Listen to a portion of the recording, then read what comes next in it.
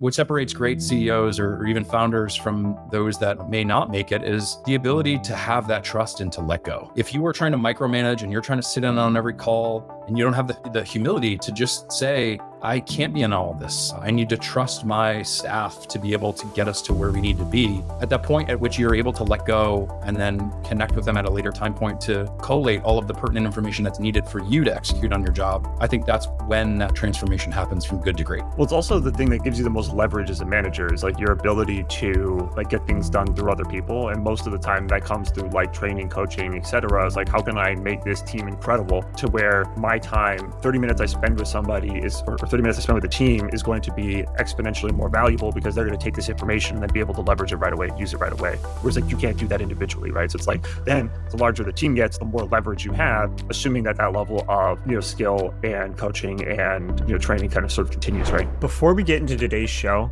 I wanted to tell you a little bit about what we have going on over here at Succession. So Succession is a life science sales membership that includes on-demand courses to up-level your sales skills, resources to plan and execute your sales process, a community for peer-to-peer networking and learning, and live workshops delivered by experts twice a month. You can get access to all of this as an individual for just $79 a month, or you can up-level your entire sales team with courses and customized learning designed for each individual rep. Come and join us over at succession.bio. Okay, let's dive back into the show.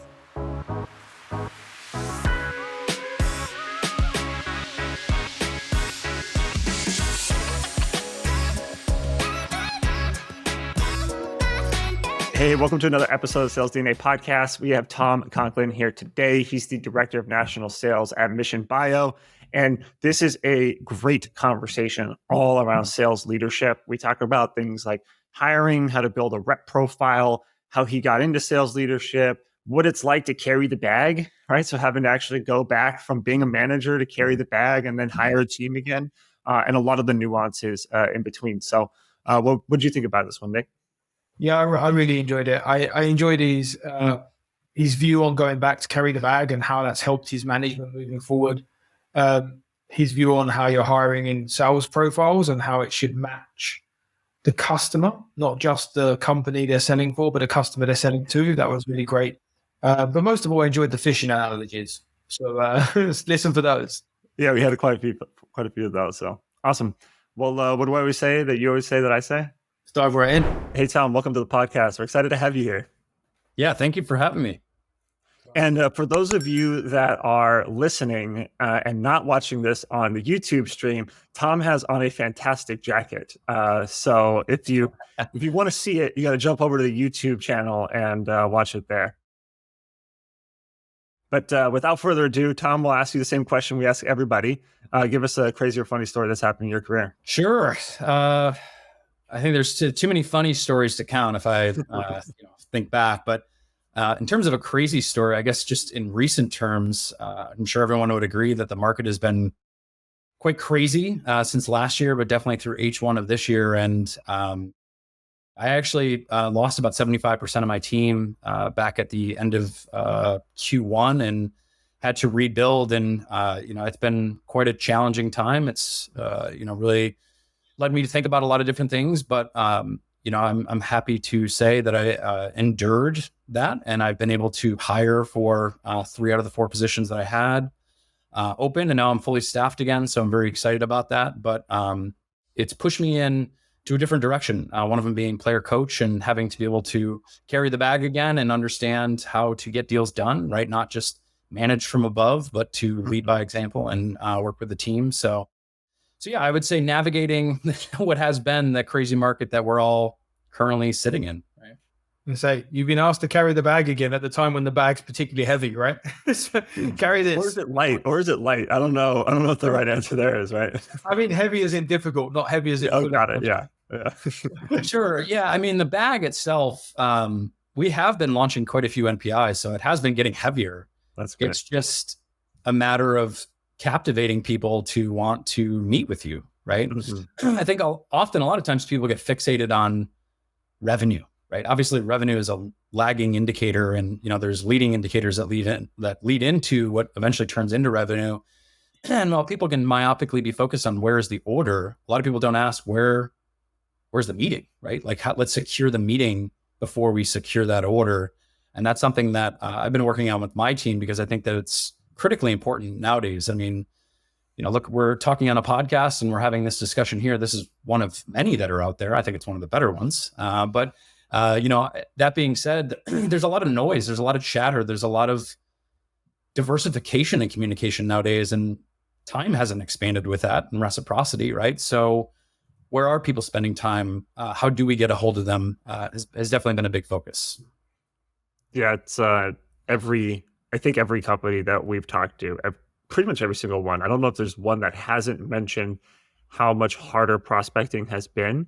And so there's always something related to, some sort of interest related to prospecting. How do we get in front of more of our customers? How do we get more meetings, right? It's just, I think with decision cycles taking longer to close, because, companies are worried about spending money on things that aren't going to drive like real results.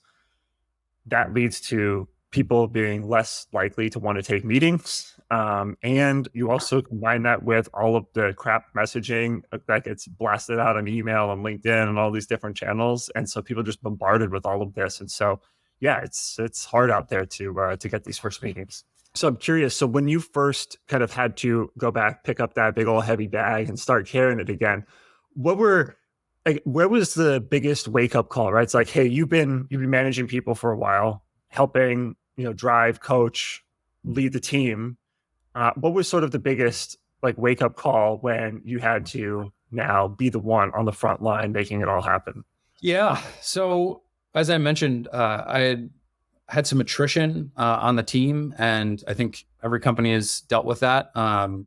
Albeit either natural attrition or just through rifts, through downsizing, and that leads to people having to do more with less. And I think that's a common theme in the field that we're seeing. And it was very eye-opening for me, right? Where obviously I would work with my team and I would travel in the field. I cover all of North America. I have 4 people across the United States. So I've been everywhere from Dana-Farber all the way through Mayo Clinic in Rochester and Scottsdale, Arizona, through Stanford and Fred Hutch out on the West Coast. So I cover everything in between. But the difference between traveling with your team and trying to make sure that we're aligned with what messaging looks like, value proposition, et cetera, takes on a whole new emphasis when you're the one that's really leading that, right? You're the one that's responsible for it. And I think that it's really just encouraged me to be a better leader, right? I think there's a dichotomy that exists between a boss and a leader. And a leader, to truly be a leader, has to walk through the trenches. They have to go through what that is like. And I wasn't completely removed from that, but I've been managing the team for almost 3 years now. And, at this 2.5-year mark, I'm really getting thrown back into the day-to-day of an individual contributor on top of trying to manage a team. And I think going through this dialogue with these prospects or even customers and having that firsthand experience to relay with the team and to really align and to be able to have the discussions during our weekly team call to say, are you guys hearing this too? Because I'm also noticing this. And then to use that as a manager to work internally with cross-functional groups, albeit product, marketing, or even R&D, to help get these answers resolved is been tremendously helpful for us to survive in this marketplace. So I'm somewhat grateful. I do think everything happens for a reason. And I think that, things pushed us in this direction for me to be challenged in this capacity to become a better leader at the end. Yeah. I think you had to do this for a bit. Yeah. You got some good stories on that too. I just think even now, most roles I've taken on, I do this in some capacity, even if it's we want to expand into a territory. So what I normally do is I try and take on that territory first, because it allows me to see the state of play now. Because if you're managing now based on your education of how to carry the bag from 5 years ago, you are out of touch, right? Yeah. So you can be back in touch by listening to your people, but you need to really do that, because when they're telling you it's tough out there, it is tough. It's changed. So I think it's, like I said, a bit of a blessing to find that out now. And in 5 years' time, you've not done that again. Then I think as a leader, you should need to be undercover boss. If you've ever seen that program, you need to go back out and experience it again to see what they're going through. Yeah. There was do you guys know who Paul Graham is by chance? Name sounds familiar, right? He's like the guy who started Y Combinator. Mm-hmm. Okay. He's like he's famous in like the tech ecosystem, and he has he writes all these great essays and stuff, and he's pretty popular. And he just wrote this one, and he calls it founder mode, which is how he describes the difference between like a classical manager, like where you're managing people that then manage like the work, versus what he calls founder mode, which is people like Steve Jobs, Brian, Chesney from Airbnb, and a few of these other sort of like founders, where they stay like as close as they can to the work, even though, they're running multi-billion-dollar companies, but they stay close to the work as much as they can to make sure that they are in tune with what is actually going on. And so it kind of got me thinking about how this relates into sales, which is, to your point, is if you are sitting out of it for too long and you kind of become just the manager of people, you become out of touch with the actual like work that is being done on the ground by the reps on a day-to-day basis, right? Things like, hey, you just had a call, and I got to go update my CRM, but oh wait, I got another call that's about to come up. I got to remember these notes now between all of these different calls. Like, it's those little things that I think the more we spend time in management and we say, hey, go update your CRM, we sometimes forget all of the actual things that like have to happen to get that CRM actually updated. And so being being as close as you can to the actual action, I think just keeps it real. Yeah. And I would also add that it has challenged me and then my team as well to think about ways to work smarter and not harder, right? So I think, as I mentioned earlier, there's no increase in time as, we're delegated with more tasks.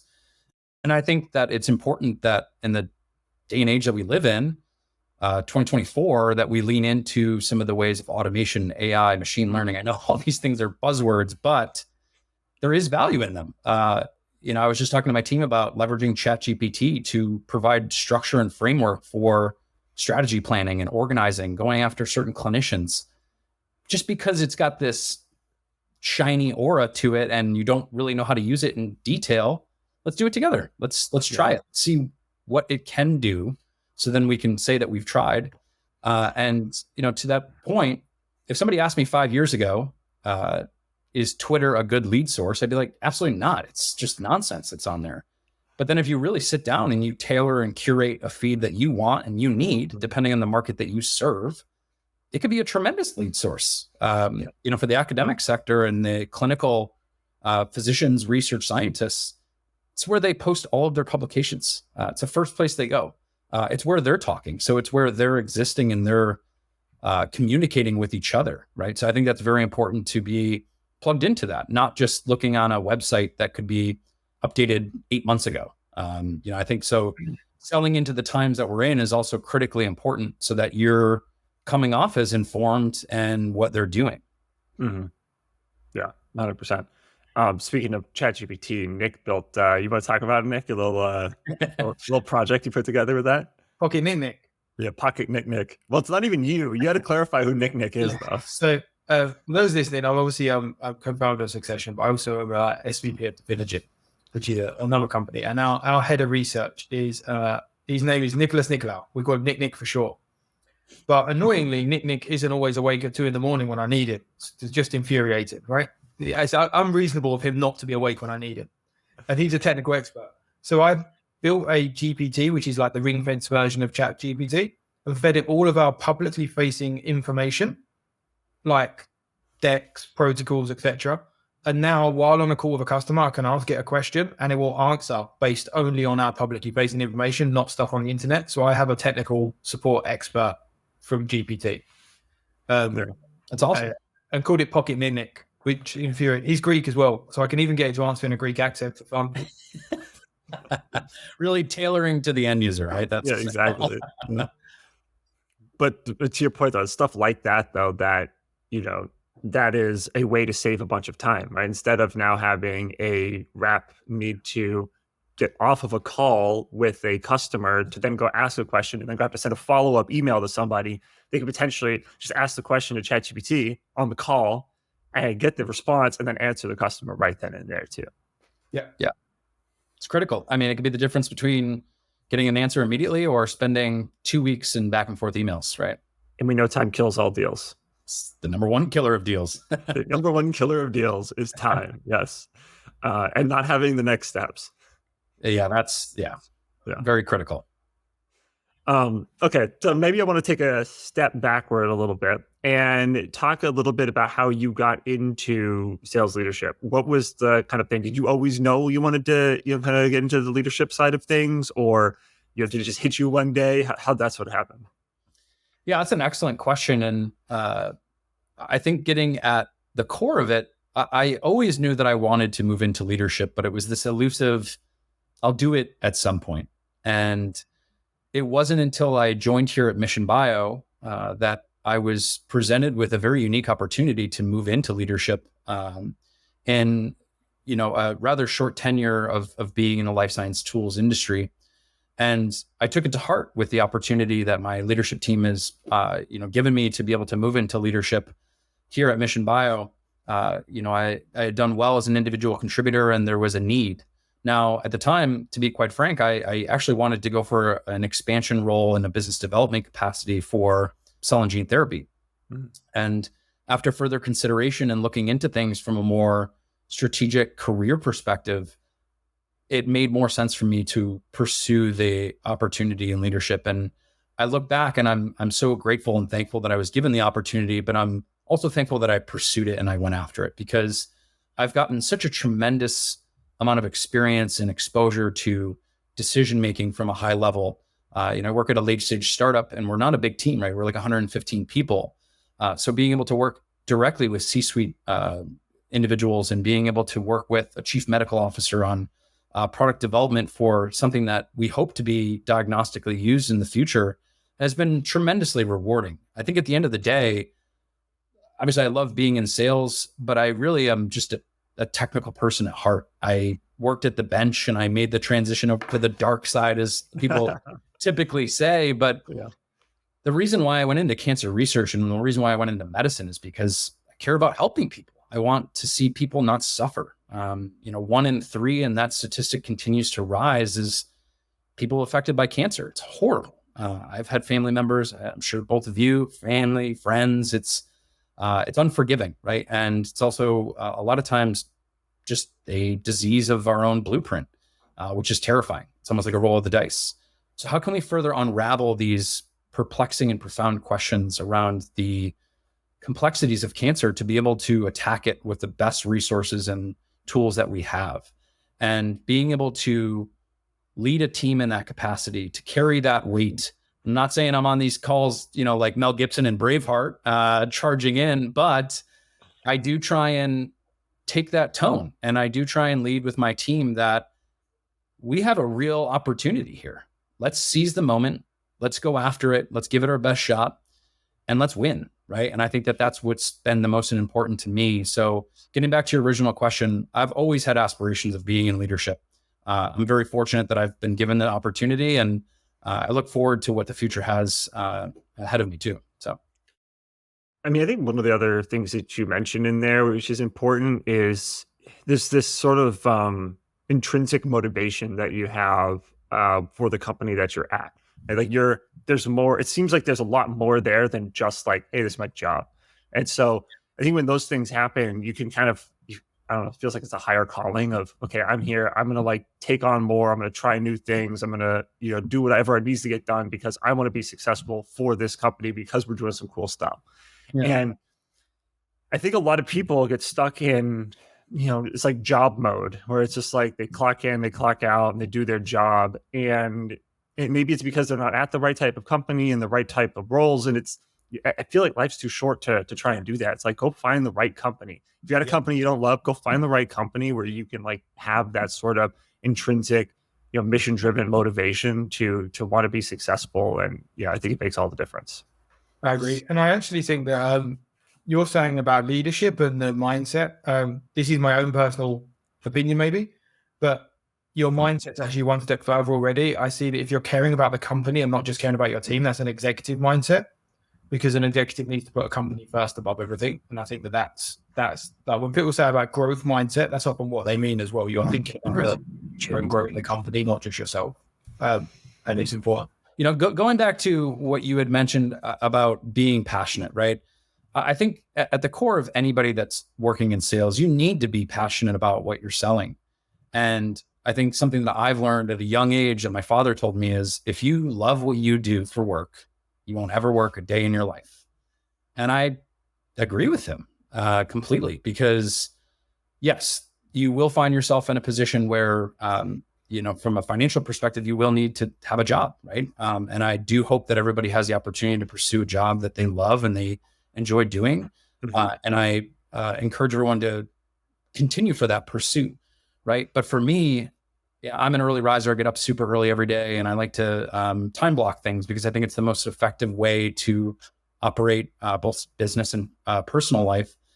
But being able to prioritize things, get things in order, and then to be able to execute on them, and just know that at the end of the day, while I'm not directly in front of a patient, I'm not talking to them, I'm somewhat, in a sense, talking to them through a clinician researcher that I'm working with, right? And I'm maybe not affecting somebody today, but in 5 years' time, maybe I am, right? And these discussions take a long time, right? Especially for something that's diagnostic in its potential. But speaking to Mission Bio and what our goal is to democratize and to eventually move into the clinical space and have diagnostic utility for single cell mutational profiling and single cell multi-omic capabilities. We know that cancer is an extremely heterogeneous and complex disease. So it requires a very elegant approach to understanding and unraveling the molecular complexities that create cancer, right? So like I had mentioned earlier in the podcast here, having that technical understanding and deep desire from my side, from a biochemistry perspective, what makes things tick? Why are things doing what they're doing? And figuring it out. It's almost like a puzzle piece that I'm just so fixated on helping answer. And it's important to know that you're also just a cog, right? Like, I'm one person, but when I have 4 people underneath me, I'm 4 times as strong, 5 times as strong in going after this mission that we're ultimately trying to support. Yeah, I love that.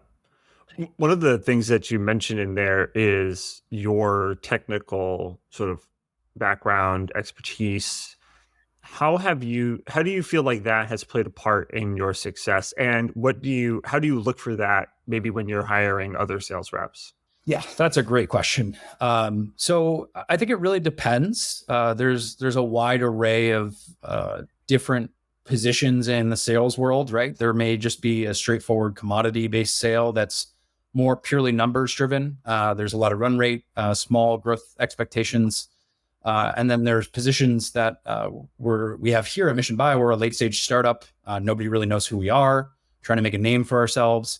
And we're also a custom targeted approach comparative to some other single cell techniques, which truly requires somebody to be more of a project manager or a lead on working on clinical trials or studies. Now, that takes a tremendous amount of technical acumen to be able to support these discussions. For me, I think one of the bigger sales techniques that I'm fond of is the challenger sale. And for those that are not familiar with the challenger sale, it's all about teaching, tailoring, and taking control. And it's really about challenging current conventions and then getting people to understand that they may be able to save time or money, but there are more efficient ways to answer questions through certain techniques, right? And being able to do that is not easy, right? It's not going to happen overnight. It takes a while for sales reps to be able to become accustomed to this. And it also takes a certain type of rep to be able to fill this mold or to be able to be in this type of role. So when I'm looking at hiring individuals, it is a very rigorous interview process where we're going through and I'm asking very specific questions around next generation sequencing. What is their understanding of that? Understanding their familiarity of workflow, right? Did you work at the bench? Not saying it's a prerequisite, but it definitely helps, right? And then also looking at just accolades. I think it's important to know, success versus non-success, previous roles, where has somebody been at, would they be a good fit? But I think all of these are tremendously important. And one thing that's usually not obvious from a resume, where everyone's trying to, pad their stats, rightfully so, is how resilient is somebody? I think that's something that's very critical for anybody that's going into sales. If you are faint of heart and you don't deal with somebody saying no to you, it might not be for you. Yeah. Right. And that's very important, because you're going to get a lot more no's and you're going to get yes. And it's that endurance and the ability to push through some of the opposition, especially in the challenger setting, for somebody to truly understand why something is beneficial to them and why they should proceed forward. That separates somebody from being a sales rep from somebody being a true sales leader and somebody who's going to grow. It's interesting. It sounds like you've obviously definitely thought about this in depth, and you're fresh off of hiring a bunch of new people. But I like the approach that I think you've taken here, and correct me if I'm wrong, but it sounds like you said, hey, what do our buyers want? What is our buyers process to purchase a product like this? How does it fit into their workflows? And then from the customer's point of view, you then said, what type of rep do we need in order to best support that customer? And then started to figure out, okay, what are the characteristics of that individual? And from there, now you have a hiring profile that you can use for hiring these types of reps that are most likely to be successful in this role. And I think it's really important that you're doing that, because a lot of people will just make blatant statements like, oh, I want to hire a scientist, or I want to hire somebody who has a sales experience. But they're taking it from the experience of that individual versus starting from the customer that says, what is our sales process like? What does the customer need? What's going to make them most successful? And then build the hiring profile off of that. Yeah, backwards engineering is absolutely critical. And it really came through the trials and tribulations of hiring and understanding what is the good fit and then what isn't. But the customer will always guide you in that direction, right? They will decide based upon that working relationship, the rapport, and the relationship and the trust that somebody needs to build. Once again, this is not a one meeting and then a deal happens. I wish it was that way. I think a lot of sales management wishes that it was that way, but it is not that way. So what does it take? And I think that, as I mentioned earlier, almost in 3 years in doing this, I've really come to understand that in particular for the team that I'm supporting and being smaller in nature, the transactional nature is not effective in the role that we're supporting. So finding somebody that has done really well in a commercial setting, and while yes, it may look good on paper, is not translational to somebody being successful here, for example. So as you had mentioned earlier, the backwards engineering from what does the customer need to what do I need in somebody on the sales team has been an effective way for me to prospect for talent and to look for the correct talent in the marketplace to ensure that we're hitting our goals, but also driving towards that ultimate mission of helping patients. You just said prospect for talent. And that is a subtle nuance that might've been missed, because how many sales leaders probably listen to this, or people out there like, oh, we need to hire somebody. I'm just going to go get a recruiter. I'm going to go put a recruiter on it. You made a point very clearly there, which was you prospect for talent. I think that is one of the most important parts of a sales leader's role, is building the best possible team. And if you put that in somebody else's hands solely, I personally think that that's a mistake. You should own that as the leader. It was interesting. Yeah. Yeah. So I've done some of both, right? We've leveraged recruiting services, of which I'm super thankful for and happy that we were able to work with. But then I've also done de novo searches myself, streamed and, different things lead to different situations. But what I can tell you is that in either capacity, it's kind of like somebody that's operating without a marketing or SDR channel, and then somebody that has one, right? And the one where you have it would be the recruiter, where you're getting more of an MQL at that point versus having to go out carry the bag and search the internet and try and find somebody. Now, what I will say though is there's still extensive research that's being done. And I hope candidates understand this too. Your resume and your LinkedIn profile will only get you so far. There is a tremendous amount of back channel that happens outside of the references that you've curated for me to review, right? All your friends and family. Yeah, exactly, right? Your angel investors here. How often do you get a message? I get it all the time. Hey, I'm looking at recruiting this person. What's your opinion on them? Right? There's a Yeah, I mean, I get quite a few of those messages. And I've sent enough of those messages myself too. I think the beautiful part about something like LinkedIn is this networking sphere that it creates, or you have first connections, you have second and even third tangential connections. With each ring, it's a little bit further away in terms of the validity of what you can expect, but nonetheless, it's there. You can see. And even if I have a second connection, it's worth just pinging somebody being like, hey, you got 5 minutes to chat. So that you worked with this individual, they may have reported to you, or you may have worked with them in some capacity. And I'm all about, once again, getting back to the technical side, I'm all about statistical significance. So one curated reference that was provided to me from the candidate versus 3 back channel, I'm going to likely feed more into the back channel and understanding, is this correct choice? And that's really proved to be super helpful and effective to be able to validate at the end of the interview process, going through 6-7 interviews with candidates across cross-functional segments. Is this the right choice? So that's been very helpful. Do you have any good questions that you ask? Because like, it's one thing to ask somebody like, hey, what are your thoughts on this person? And like, you'll get some vague answer, but have you found any like home run type of questions that you ask those back channel references of, like, to really get at the heart of like, what is this person like and will they be successful here? Yeah. So I do. It's a very simple question. And I just ask, what is this person's drive like? Because that says a lot.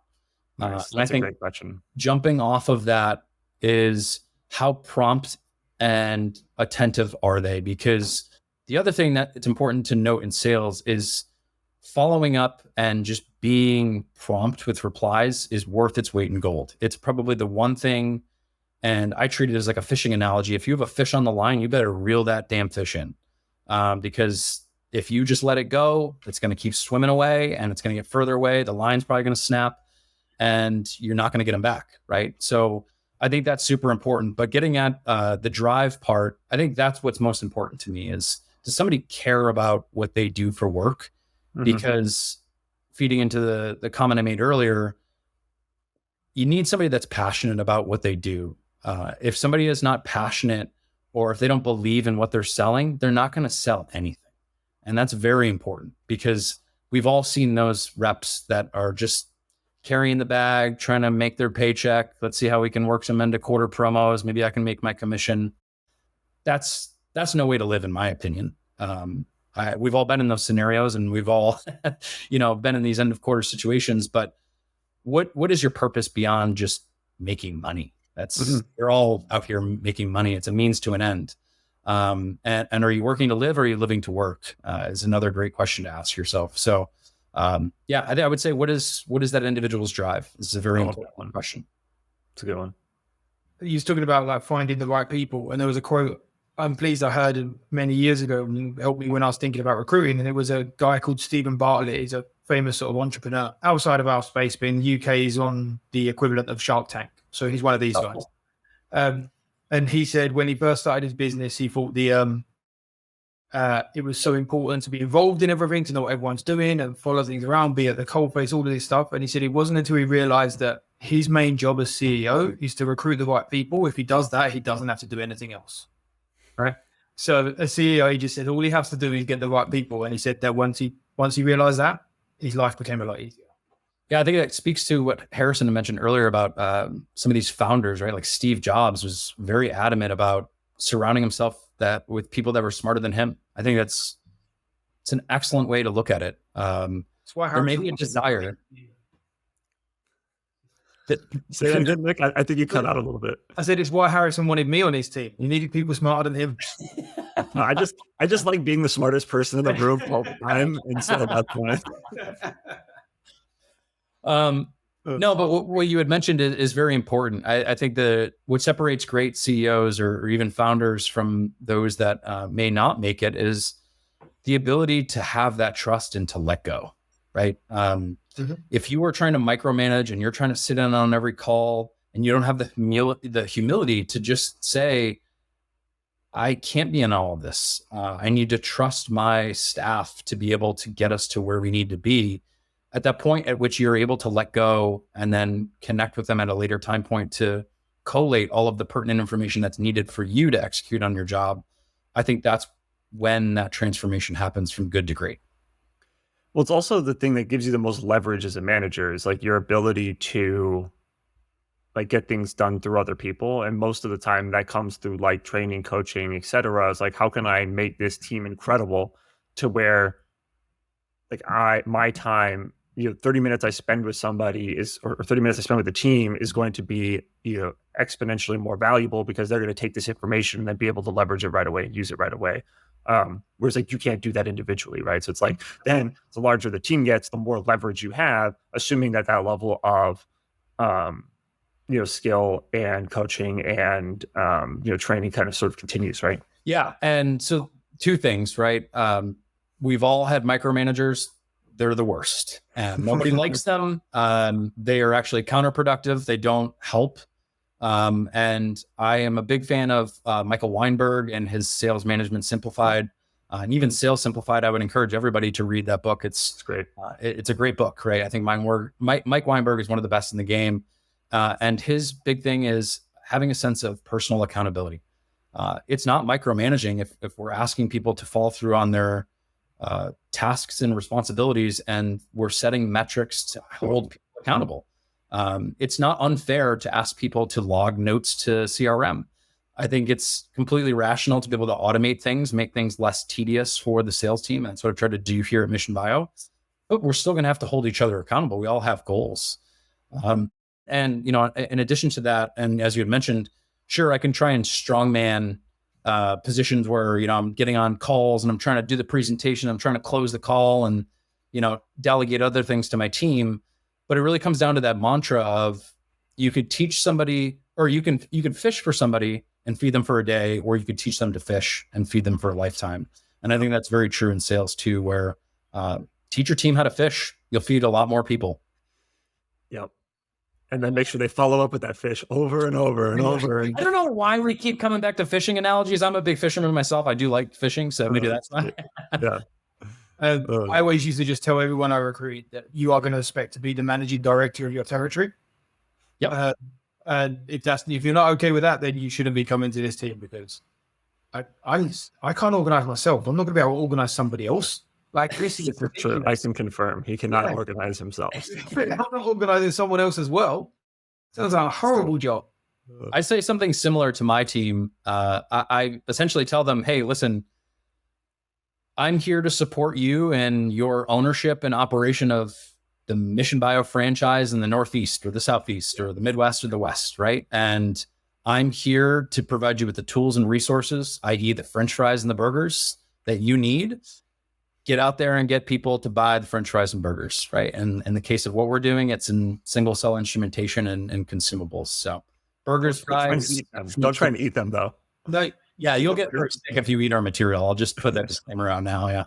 You should have gone with filet fish burger, because then you'd have kept the fishing metaphor through to the fast food metaphor. Well, there is the McDonald's fish fillet. People get pretty pumped about it too.